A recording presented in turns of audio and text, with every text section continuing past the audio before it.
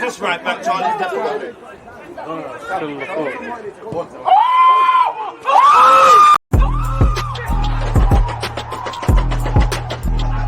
There's always just that active when that defending, I think, is like.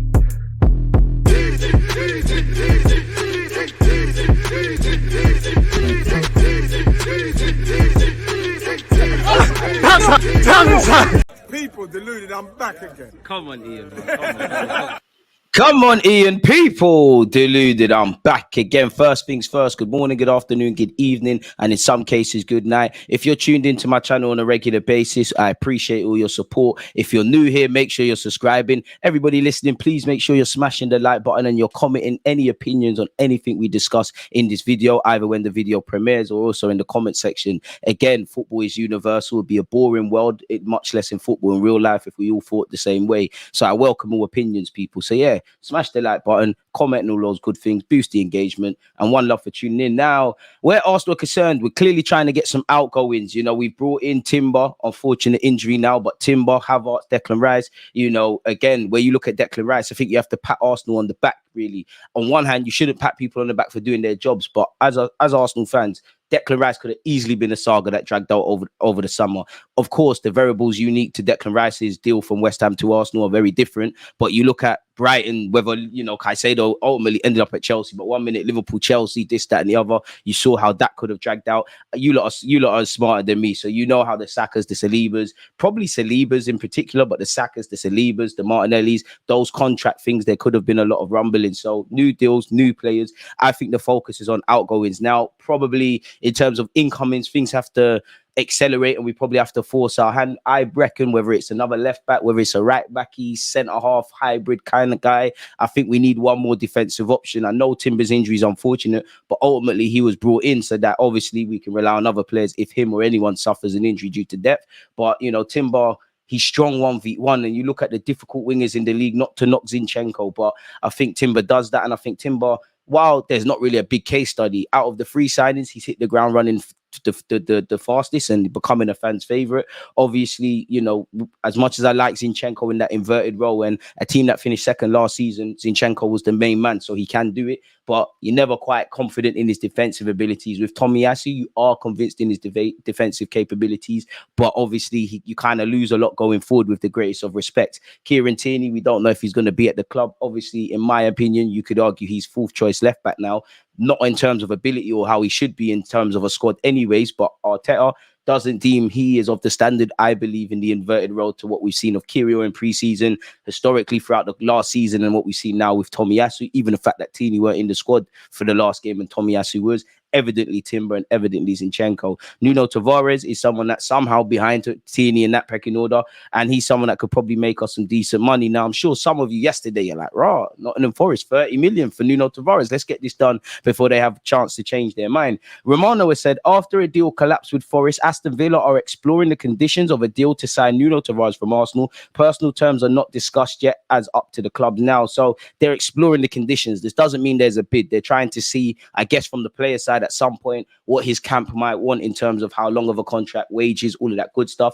And Arsenal's willingness to sell, which we know is quite high, and maybe the fee Arsenal are looking to take, which, regardless of Tavares, I don't think he had an amazing loan spell at Marseille, and I don't think he had the worst. I do think we could make our 8 million back or more. He's still young, decent sell-on clause, and we keep it moving. And whatever you think about Nuno Tavares, he had an up and down period at Marseille, but once you look past the Charlie Patinos at Blackpool, Austin Trusty, who's now left at Birmingham, obviously Balogun's the poster boy for the loan spells and whatnot, for how good he did. I think Norton Coffey did all right across the two clubs he went to on loan and missed out on arguably commentary being in the Premier League in the playoffs.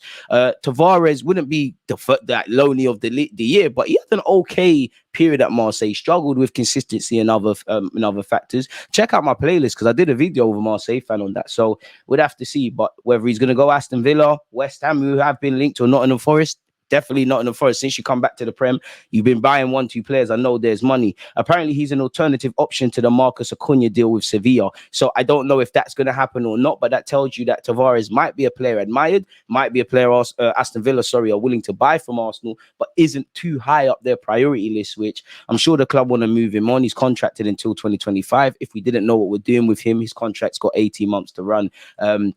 Obviously, on the Nottingham Forest to Nuno Tavares front, Romano said yesterday understands talks between Nottingham Forest and Arsenal for Tavares are not easy. Deal getting complicated at this stage. There are other options for Nuno now. Allegedly, Tavares and Nottingham Forest deal currently off as he's already considering different options. Now, you could see with him, with the Pepes, with the Congas, with Cedric, while there's a decent amount of time for the window to go, we haven't really got any outgoings like that. Trusty, fair enough, he's gone to Sheffield United. Matt Turner's obviously gone to Forest. There's been a number of loan players gone out on loan. Runeson's gone out to Cardiff for the season on loan. The Times, I believe, or the I-Times or whatever this is, Aston Villa target Arsenal's Nuno Tavares on loan as backup option to Marcus Acuna transfer. Now, that tells you he's a full option. That tells you isn't too necessarily high up the rankings of who Aston Villa want to bring in. And a loan doesn't necessarily help us. Of course, you hope he goes to Aston Villa, plays week in, week out, plays to the standard we as Arsenal fans question. Not that I'm saying Arteta is wrong because football's reactionary. Why has Tavares gone out on loan?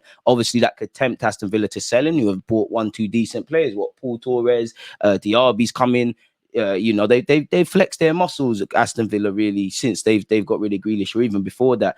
A loan don't really help us because if he's a squad option and just a body, then we're kind of revisiting the same things next year that we're talking about right now at this moment in time. And that for one reason or another, whether Tavares was keen to stay in Marseille, whether Marseille were convinced over the loan, but he went on loan, did not really pull up any trees. Ultimately, he's not convinced them to go for him permanently. Where you look at Balogun, it's a case of when, in my opinion, not necessarily if, that he moves on, whether that's to Inter Milan, West Ham, Chelsea today, Fulham today, and we'll be here all day talking about Balogun.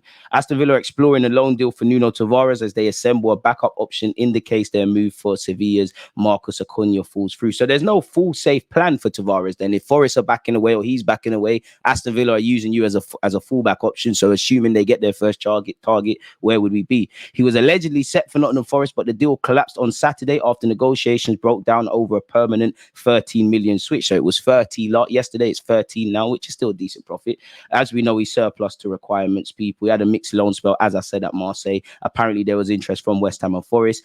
Forest were obviously the first team to move. Negotiations over Tavares broke down over the weekend, with the player now considering other options in both the Premier League and overseas, with clubs in Italy and Germany interested. Wolfsburg and Werder Bremen have both made inquiries. Most intriguingly for the player, however, Villa are understood to be exploring a deal as they look at alternative left-back options. A 1-year loan deal with the option to make it permanent is on the table if they can't make the Acuna deal work, people. So we'll have to see exactly what happens in that regard. For what is said, people, apparently personal terms for this Acuna guy to Aston Villa have been done. So, assuming we wake up tomorrow in the next hour, a fee's been agreed, probably put the Tavares to Villa thing to rest, essentially. Apparently, Edu could oversee a 30 million sale before the summer. Again, that's Nottingham Forest are still being linked with him, and apparently they haven't gone away in that regard. So we'd have to see. If you could get 13 million, that'd be a good transfer. If you could get 30 million for Nuno Tavares, and I hope he proves us all wrong, that would be crazy. But as we said, people, for all this offers and stuff, there's nothing concrete for his imminent departure. Once again, Bremen and Wolfsburg are both interested in Tavares in the Bundesliga, although the player would prefer to remain in the Premier League. So what happened with the Nottingham Forest thing? So we'll have to see exactly what's going on in that regards, people.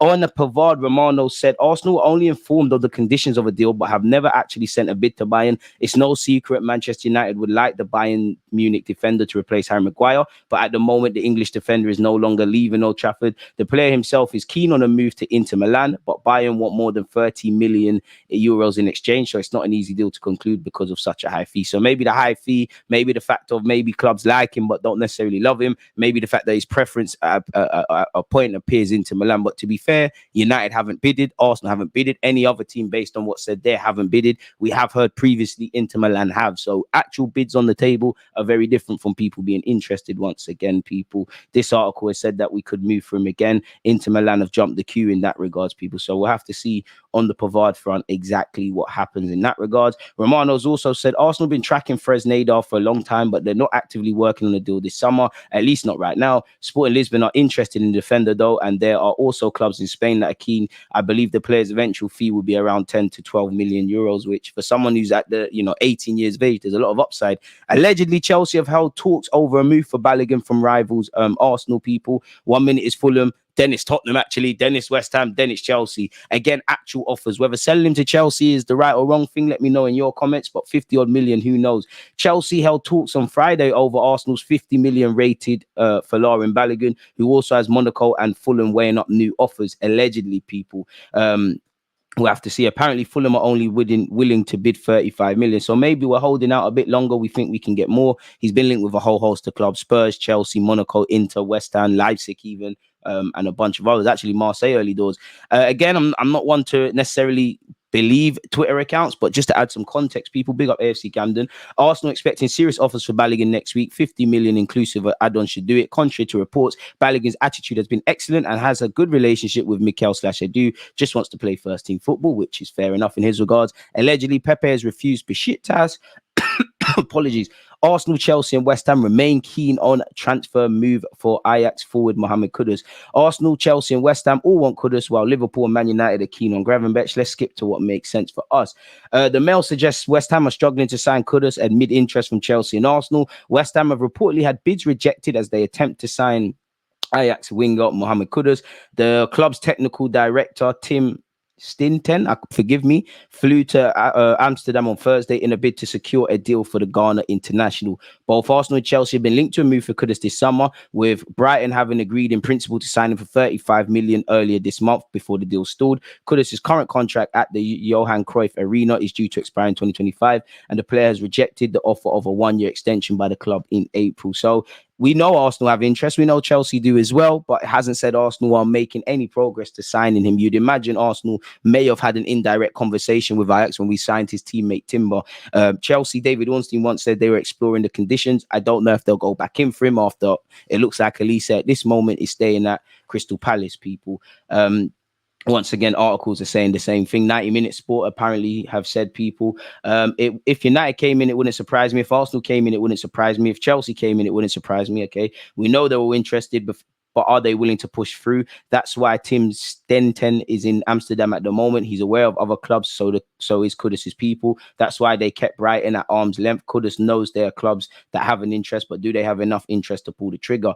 I guess we'll have to see. Apparently, one article says that Besiktas and Pepe is broken down. This is said allegedly Besiktas have made great progress in the transfer of Pepe. Arsenal view determination with the player negatively. A loan and direct purchase options with the option to extend the contract for 1 year are being evaluated. So maybe the same conditions that saw us sign David Raya essentially on loan in principle initially, people.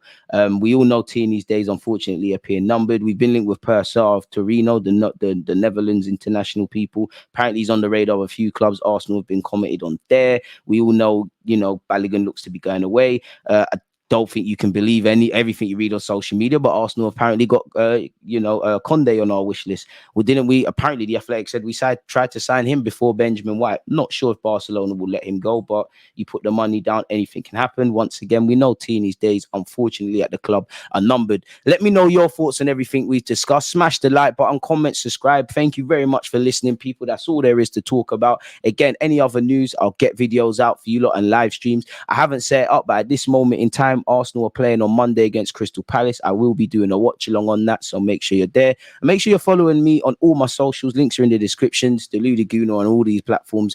Again, stay blessed, stay safe, enjoy what's left of your weekend. Left people, one love. Always